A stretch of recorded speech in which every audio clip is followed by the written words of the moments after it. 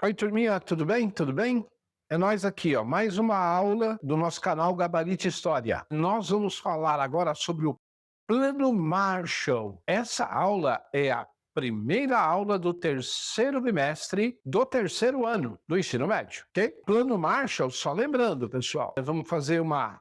Que a história ela é um encadeamento de fatos importantes. E o que é Plano Marshall? Cai de paraquedas assim. Plano Marshall é um plano que visava não repetir os erros da Primeira Guerra Mundial. Voltando lá na Primeira Guerra Mundial, quando ela termina, a Inglaterra, a França e Estados Unidos vencem a guerra. Embora os países europeus fiquem completamente destruídos, esses que venceram, eles vencem a guerra e começam a praticar no Tratado de Versalhes, reza que a Alemanha teria que pagar altos custos pela guerra. Pagar dinheiro mesmo, dinheiro. Diminuir o território, perdeu colônias na África, enfim, a Alemanha sai penalizada e ela sai humilhada da Primeira Guerra Mundial. Resultado, uma das razões principais para a Segunda Guerra Mundial, esse espírito de vingança que ficou incubado nos alemães,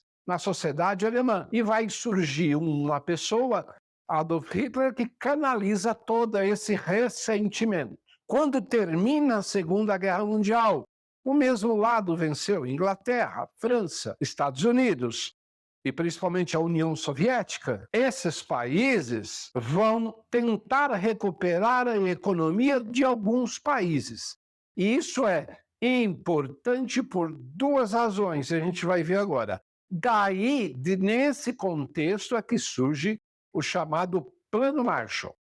Mas antes, pessoal, não me esquece de dar o nosso joinha, afunda o dedo lá no nosso joinha, dá o like para nós, porque esse canal precisa chegar a todos os estudantes do Brasil, porque educação é nada mais é do que um ato igualitário, tenta igualar os diferentes, aproxima essas diferenças através da educação e da cultura. E eu sei muito bem o que é isso na minha vida, a vida da minha família, o agente transformador que foi a educação. Então é importante vocês comentarem, dar like para que vá para mais pessoas, tá? Tem dúvida, comentários, sugestões, vai lá e deixa nos comentários, tá bom, pessoal? Vamos lá, vem comigo, o que é bom demais essa aulinha aqui. Plano Marshall. E aí a gente vai dissecar aqui os principais pontos desse plano, para que a Europa, que estava destruída, ressurgisse economicamente. E quem vai fazer isso? Os Estados Unidos da América. Por que ele é bonzinho? Não, por dois motivos. Porque ele necessitava de mercado consumidor. Ele era um país muito industrializado, o mais industrializado dessa época, hoje não mais, né? Sabemos que é a China, e ele precisava de mercado consumidor para desaguar os seus produtos, suas mercadorias. A América Latina ainda era muito pobre, a África nem se fala, a Ásia muito distante, e a Europa era o principal mercado externo dos Estados Unidos. Então, se eu recupero, contribuo, eles vão, em troca, consumir os meus produtos. Tá bom? Outra coisa, o avanço do comunismo.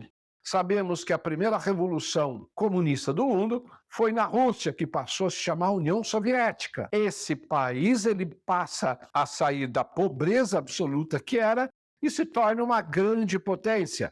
Digamos que a partir dos anos 30, 40 até os anos 90, eram essas duas superpotências que comandavam o mundo, o chamado mundo bipolar, tudo bem? Se os países europeus mudassem e adotassem o comunismo no lugar do capitalismo, os Estados Unidos perderia todo esse mercado consumidor. Essa ajuda tem prazo limitado, pessoal.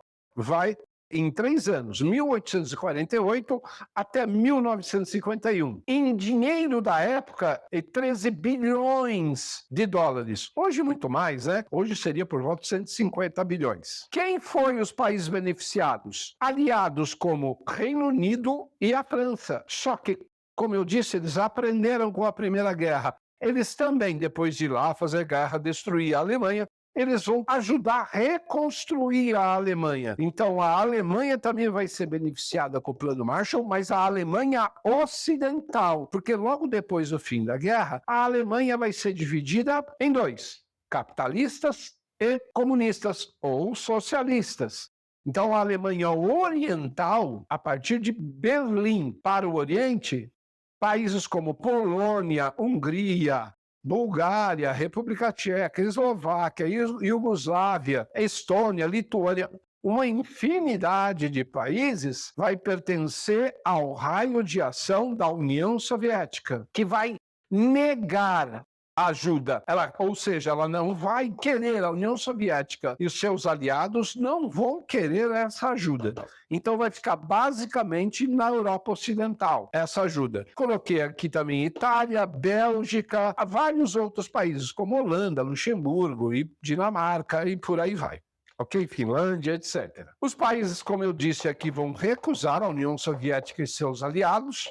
Vão recusar por quê? Porque sai da zona de influência. Porque ninguém ajuda ninguém. Não existe almoço grátis, né, pessoal?